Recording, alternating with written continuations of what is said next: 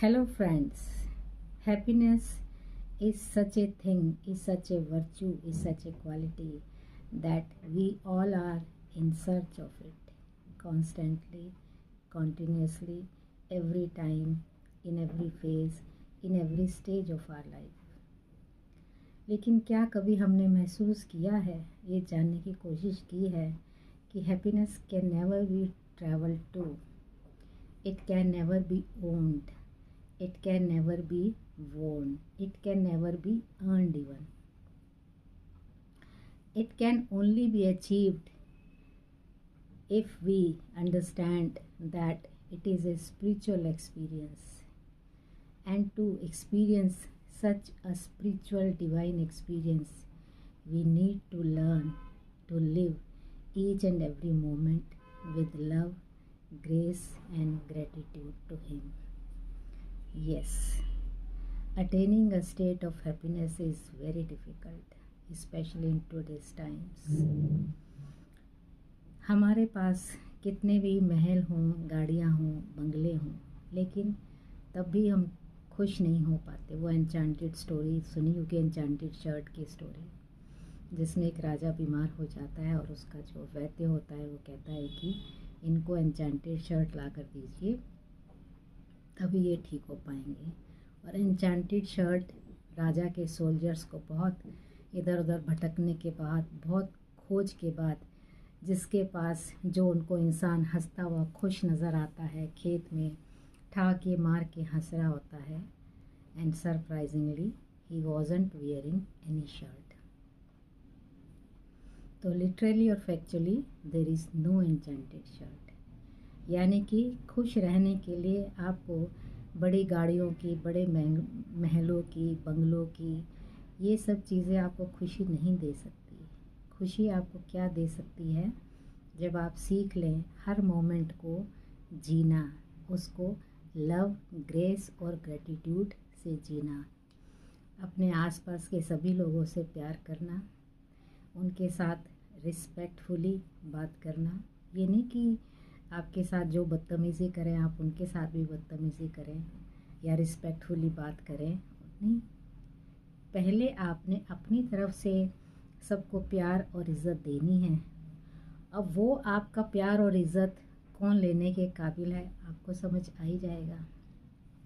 और आपने हर चीज़, हर वस्तु जो आपके पास है, उसके लिए टाइम टू टाइम भगवान को धन्यवाद देना है, ग्रेटिट्यूड करना है। That is the only way to be happy. तो ये बहुत सिंपल सा एक फॉर्मूला है, एक सिंपल सा तरीका है जिससे आप हैप्पी हो सकते हैं। When you learn to live each and every moment with love, grace and gratitude. जैसे मैं कह रही थी कि लव और रिस्पेक्ट या ग्रेस भी आपने उनको देनी है जो उसके काबिल हैं।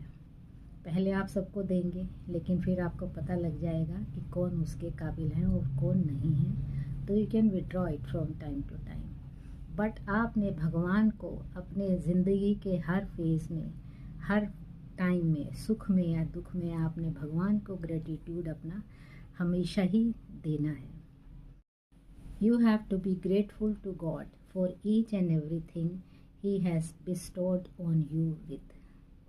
क्योंकि कहते हैं ना कि दुख में सिमरे सब भगवान को, सुख में न सिमरे कोई, और जो सुख में सिमरे भगवान को वो दुखी क्यों होए। तो भगवान को हमेशा याद रखिए। दुख में तो सभी याद करते हैं, सुख में हमेशा भगवान को याद करिए, उनको धन्यवाद करिए जो भी भगवान ने आपको दिया है उसके लिए। तो आप हमेशा ही खुश रहेंगे, हैप्पी रहेंगे। हैप्पीनेस कोई क्वालिटी नहीं है, हैप्पीनेस कोई चीज़ नहीं है। Happiness is a virtue. और इसको अटेन करना अगर मुश्किल नहीं है तो इतना आसान नहीं है, तो मुश्किल भी नहीं है। सिर्फ आपको कॉन्टिन्यूसली और कॉन्स्टेंटली इसके लिए एफर्ट्स करने हैं। इसी को हम कहते हैं the art of living and emotional intelligence. Emotionally intelligent वही है जो ये जानता है कि उसको किस चीज़ से खुशी मिलती है और वही वो काम करता है। वो काम छोटा भी हो सकता है, बड़ा भी हो सकता है। वो खुशी उसको दूसरों की सेवा करके भी मिल सकती है, वो खुशी उसको छोटी छोटी चीज़ों में भी मिल सकती है। वो खुशी उसको हो सकता है जानवरों की सेवा करने में मिल जाए, जीव जंतुओं की सेवा करने में मिल जाए, दुखियों की सेवा करने में मिल जाए। तो ये आपको जानना है कि आपको किस चीज़ से खुशी मिलती है। और जिस दिन आप ये जान लेंगे कि आपको किस चीज़ से खुशी मिलती है, और आप अपने जीवन के हर मोमेंट को, हर पल को जीना सीख लेंगे और भगवान को धन्यवाद करना नहीं भूलेंगे, तो आपको जीवन जीने की कला आ जाएगी। और तब आप सही मायनों में इमोशनली इंटेलिजेंट हो जाएंगे। क्योंकि आज के मॉडर्न एज में, जैसे हम सभी जानते हैं कि EQ, emotional quotient, is much more important than IQ, intelligence quotient. तो अपने EQ को इम्प्रूव करिए, and then you will be happy in all phases, in all stages of your life. Hope you agree with me. Thank you.